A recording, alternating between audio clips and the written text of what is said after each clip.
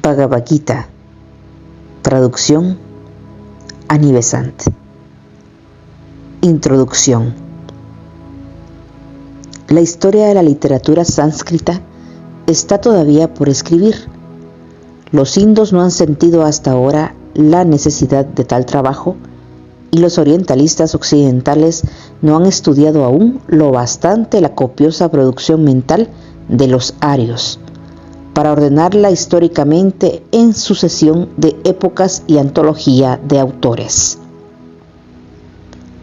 Semejante tarea resulta muy superior a las fuerzas individuales, por vigorosas que sean, y solo cabe esperar que andando el tiempo, cuando llegue oportunidad ocasional para ello, surja por madurez de los estudios preparatorios algún talento extraordinario que, aprovechándose sagazmente de los de sus antecesores, los emplee como materiales para la historia de la literatura sánscrita, desde la noche de los tiempos hasta la actualidad futura. Así es que en el infantil estado de conocimiento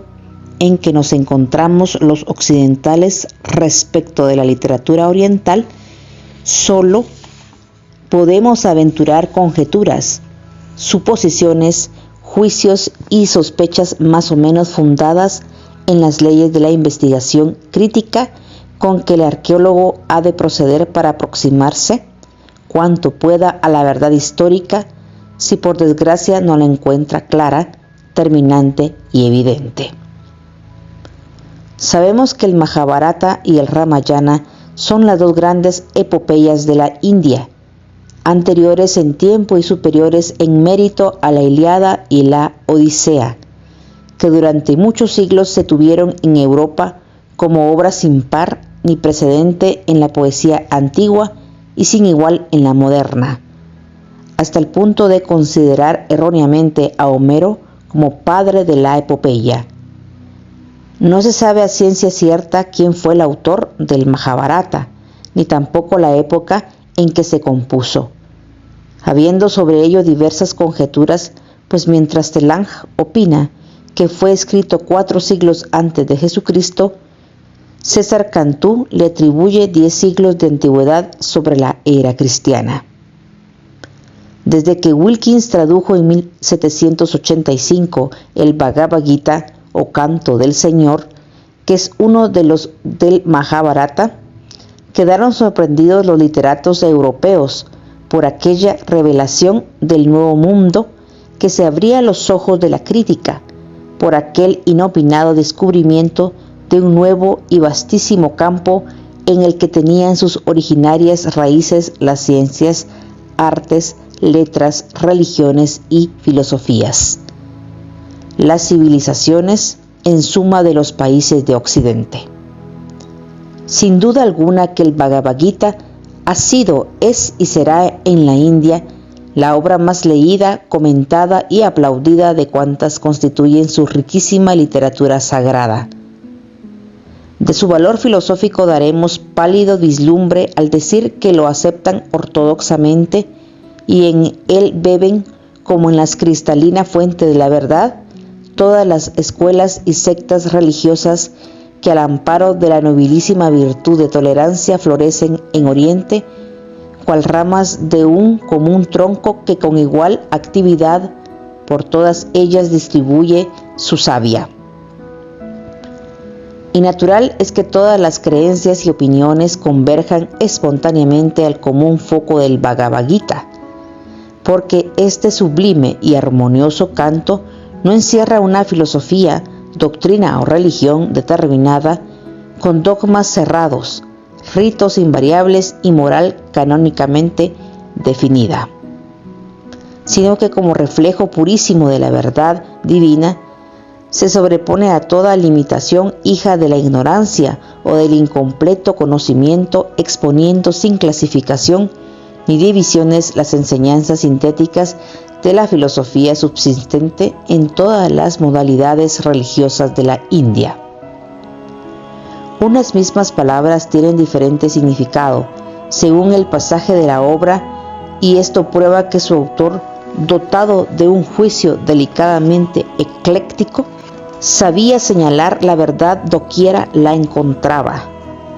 No rechaza en absoluto el Bhagavad Gita la autoridad de los Vedas, como después hizo el budismo, sino que establece la posibilidad de alcanzar la meta suprema, aún prescindiendo de toda ley escrita y de toda ceremonia estatuida por ritual. El estilo retórico del Bhagavad Gita es de variada forma, unas veces de sublime sencillez, otras de enérgica elocuencia, algunas de opulenta grandeza, no pocas de patética emoción, pero siempre vivo, elevado, cautivante, atractivo, sin que en pasaje alguno descienda a los rastreros planos de la vulgaridad.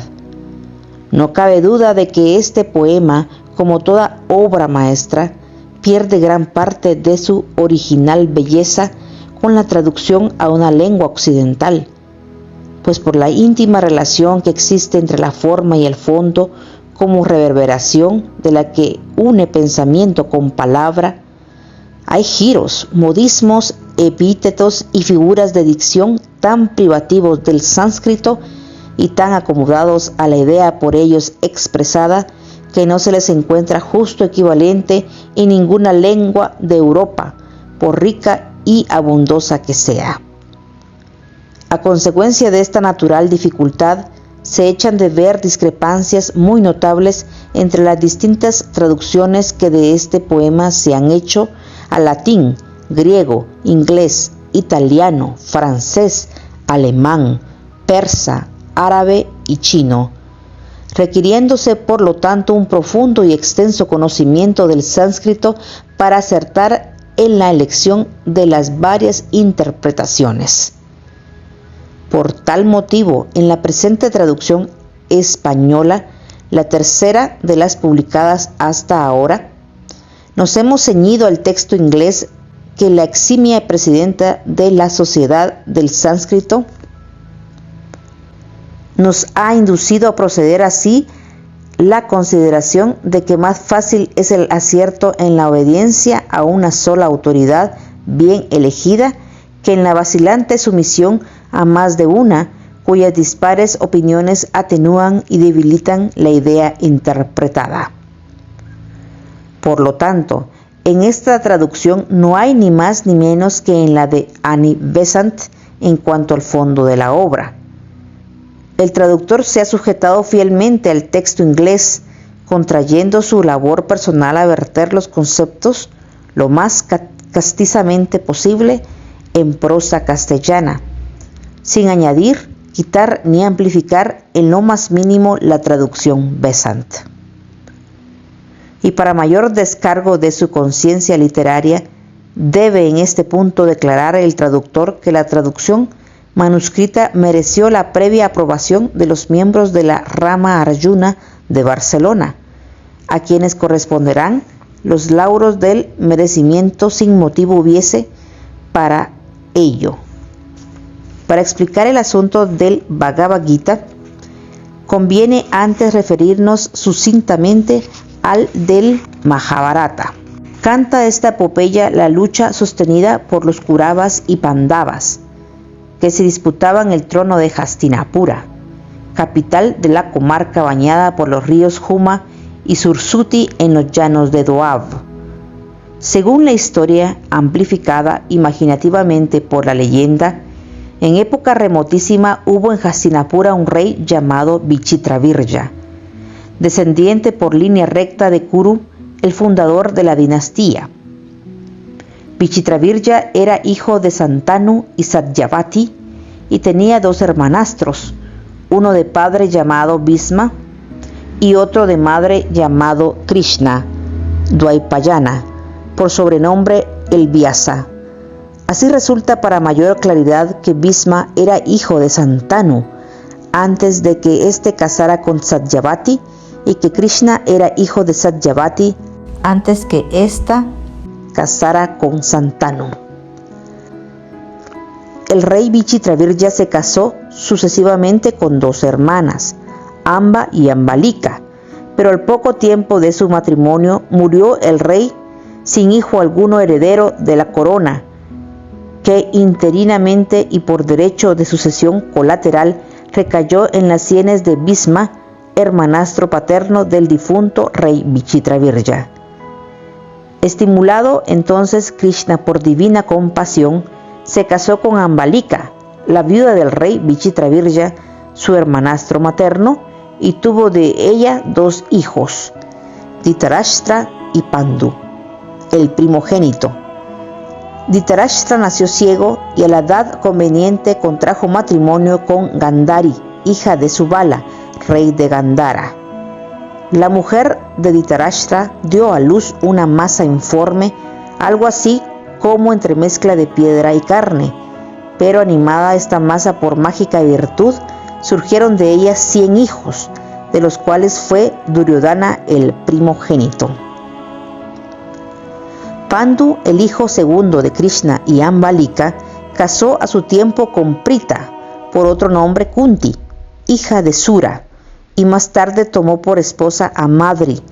De Prita o Kunti, su primera mujer, tuvo Pandu 3 hijos, Yudhishthira, Bhima y Arjuna. Y de Madri, su segunda mujer, tuvo otros 2 hijos, Nakula y Sahadeva. Pero es preciso advertir que según la leyenda o ficción piadosamente ingeniada para atribuir origen divino a los héroes del poema, Pandu solo era padre putativo de los 5 príncipes Pandavas,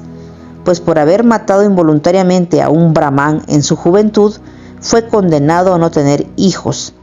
Así se lo manifestó con vivas increpaciones un venado, cierto día en que el hijo de Krishna había salido de casa. Para conestar el origen divino de los 5 príncipes Pandavas, se les supuso engendrados místicamente en las entrañas de sus respectivas madres Kunti y Madri por los dioses Dharma, Vayu, Indra, Natsaya y Dasra. Como se ve, corresponde un dios a cada príncipe por orden de generación. Desde entonces la familia real de Hastinapura quedó dividida en 2 ramas, la primogénita que conservó el nombre ancestral de Kuravas y la segundona o de los Pandavas del nombre de su tronco Pandu. En la época del poema era Duryodhana el jefe de la primera rama y los 5 príncipes hijos de Pandu eran los caudillos de la segunda, bajo la jefatura de Yudhishthira el primogénito. Para mejor comprender esta enmarañada genealogía, la expondremos sinópticamente en el siguiente cuadro.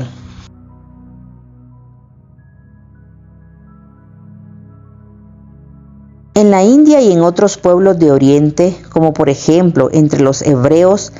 era costumbre con fuerza de ley el considerar como hijos del marido muerto sin sucesión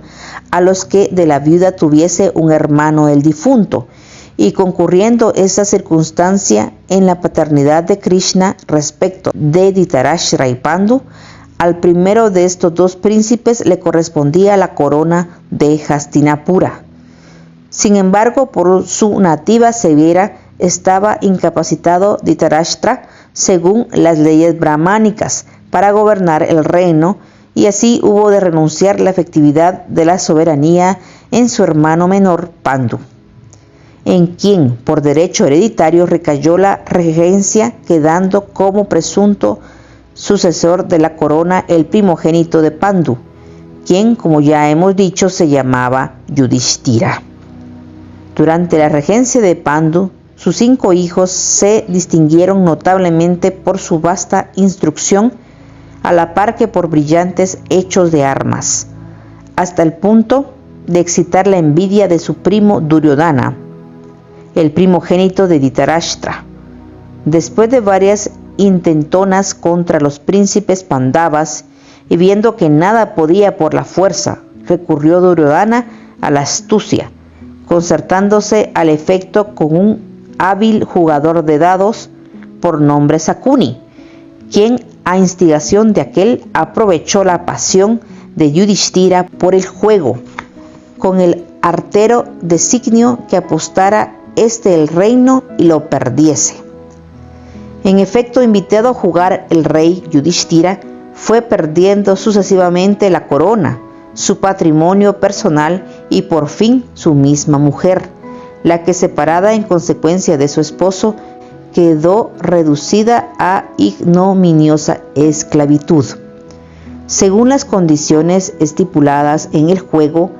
el ganancioso Duryodhana debía reinar por tiempo de 12 años, y durante este periodo fueron desterrados los 5 príncipes Pandavas, quienes sufrieron en su errabunda vida toda clase de privaciones.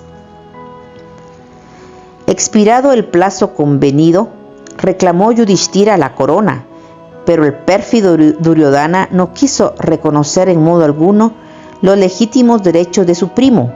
por lo que, después de varios intentos de aveniencia, resolvió el desterrado monarca confiar su razón a fuerza de las armas, reuniendo al efecto, con el apoyo de varios reyes vecinos, un fuerte ejército para atacar al usurpador, quien por su parte reunió también poderosas fuerzas. Dhritarashtra, el rey ciego que reinaba sin gobernar, condescendió por exceso de amor paternal con las injusticias de su primogénito,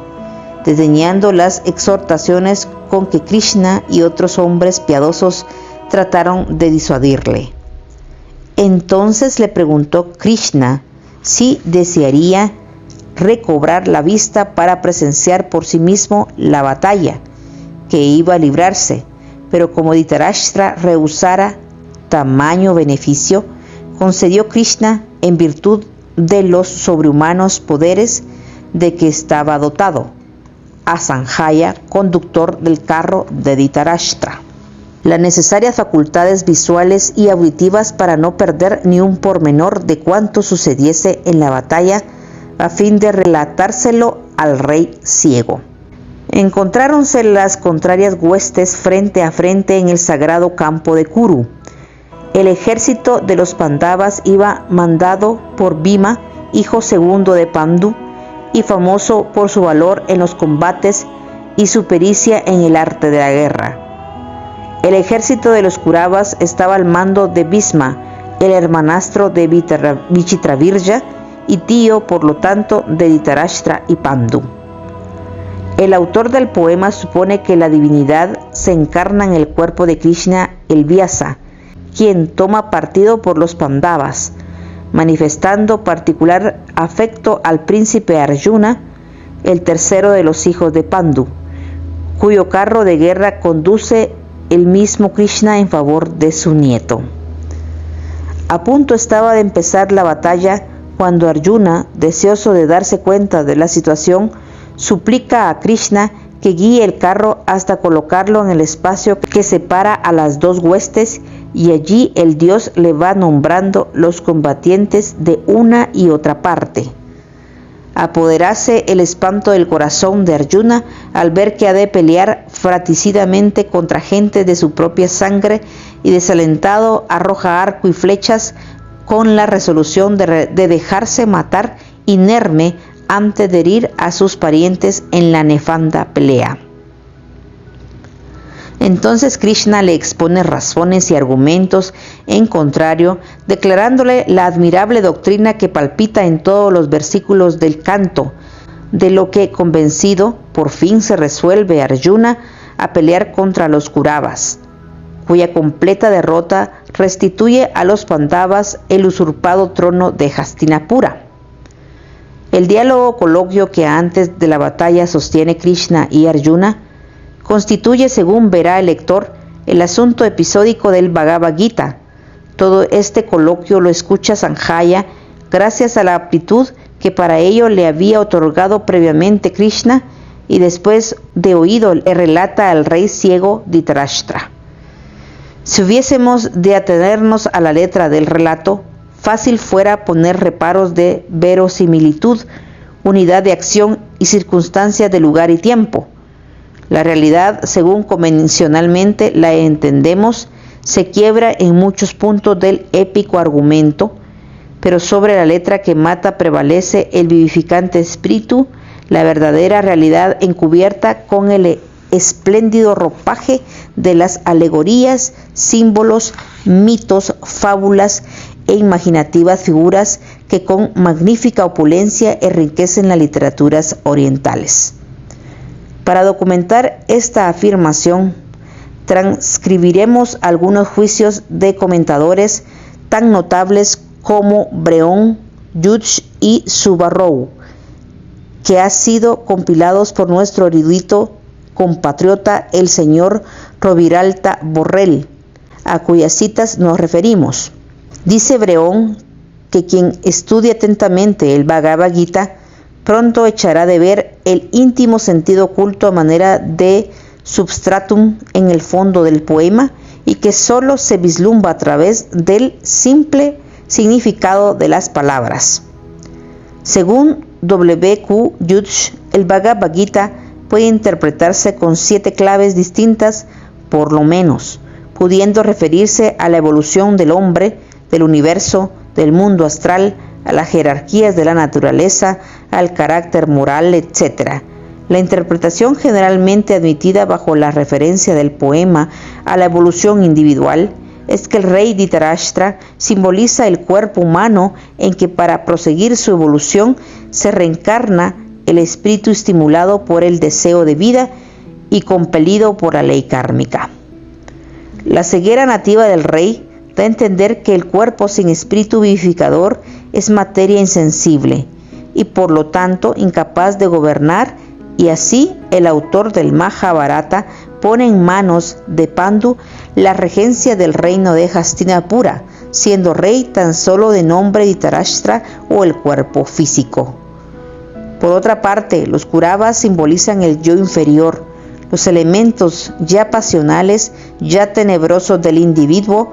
el aspecto material de nuestro ser, mientras que los Pandavas, sintetizados en Arjuna, simbolizan el yo superior, los elementos armónicos y puramente espirituales del individuo. El sabio Brahman Subarrow entiende que Arjuna simboliza la mónada humana, el hombre en que su más elevada realidad, y que en Krishna debe reconocerse la encarnación de la divinidad, el Logos hecho carne para aleccionar al hombre. La batalla de Kurukshetra simboliza el porfiado combatir entre las potencias que propenden a esclavizarnos en la materia y las que nos impelen al logro de la iluminación espiritual simbolizada en el trono de Hastinapura. Los Kauravas, o sea el yo inferior personificado en Duryodhana, prevalecen temporalmente en la soberanía del reino. Entre tanto quedan en apartamiento y destierro los Pandavas, esto es, los elementos espirituales de la naturaleza humana.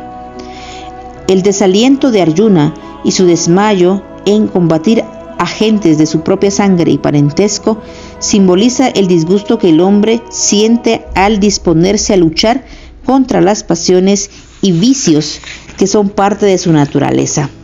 aunque en inferior e innoble aspecto. También se da a entender con ello que cuando el hombre se halla en el dintel del conocimiento espiritual, es precisamente cuando desfallece con riesgo de que la venzan sus implacables enemigos, y que en semejantes circunstancias la victoria o la derrota dependen del efecto producido por las exhortaciones de Logos, que en nuestro inferior dejan oír el elocuente silencio de su voz. Interpretando el poema con referencia a la evolución cósmica, dice Subarrow que en el Bhagavad Gita se simbolizan los seres, fuerzas, planos y planetas del universo, con los más elevados principios que solidariamente actúan en el sistema solar. Así cada jefe, cada carro, cada guerrero y aún los mismos arcos y flechas e instrumentos bélicos tienen en el poema un significado simbólico, cuya acertada interpretación requiere de dilatados y profundísimos estudios. Aunque en términos de comparación incalculablemente más elevados con respecto al Bhagavad Gita,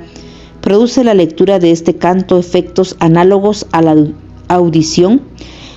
de la música de Wagner, en el que la oye sin la conveniente preparación, es incapaz de escuchar su belleza y tan solo percibe en son confuso lo que le parecen chillidos de la cuerda,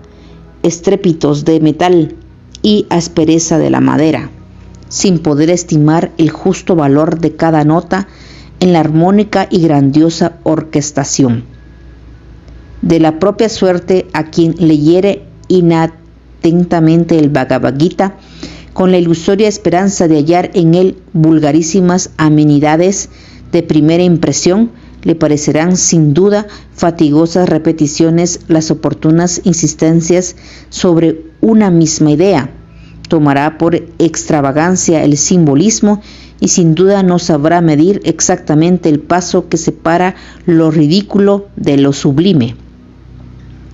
Es preciso leerlo una y otra vez con reflexión y detenimiento, seguro de ir descubriendo en cada lectura nuevas bellezas de las muchas que resplandecen bajo la aparente fantasía de los símbolos y de las ficciones. Pero aún prescindiendo del simbolismo filosófico, pasajes hay en el Bhagavad Gita de tan sublime sencillez que sin esfuerzo alguno se comprenden y por igual emocionan al docto y al cretino. Todos los problemas filosóficos, religiosos, científicos y sociales que torturan al pensamiento humano en el potro de su limitación cerebral están expuestos y resueltos sintéticamente en el poema, explicando el origen, evolución y término del universo y del hombre, las doctrinas del transformismo de Lamarck, los principios de la eternidad de la materia y de la conservación de la energía. Están apuntadas breve, pero claramente en diversos pasajes, demostrándose con ello que también como la religión, la literatura y el arte, tuvo la ciencia su cuna en el antiquísimo suelo de la India. Respecto de la moral, podrá ver el lector cómo en el transcurso de la obra no queda virtud alguna sin encomio, exhortando al ejercicio de todas ellas, incluso la del amor del enemigo, como otros tantos peldaños que elevan hasta la excelsa cumbre de la perfección suprema. Complemento de tan pura moral es el anatema que el autor lanza por boca de Krishna contra todos los vicios y pasiones que degradan la condición del hombre, las múltiples circunstancias que convergen a acrecentar la indisputable valía del hermoso canto del Señor. Determinaron la grandísima importancia que unánimemente le reconocen todos los orientalistas y la gran estima en que le tienen los pueblos de la India. Así es que de él se han hecho numerosos estudios, interpretaciones y comentarios, con promesa cierta de que según adelante con los siglos la evolución de la raza humana, mucho más generalmente apreciado será su mérito y lamentada la ignorancia en que durante tanto tiempo se le tuvo en Europa. Si con la presente traducción contribuimos en algo a difundir el conocimiento del Bhagavad Gita, quedará nuestra conciencia satisfecha de haber cumplido con el deber que todo hombre tiene de colaborar en la interminable obra de la civilización humana. Federico Clement Ferrer.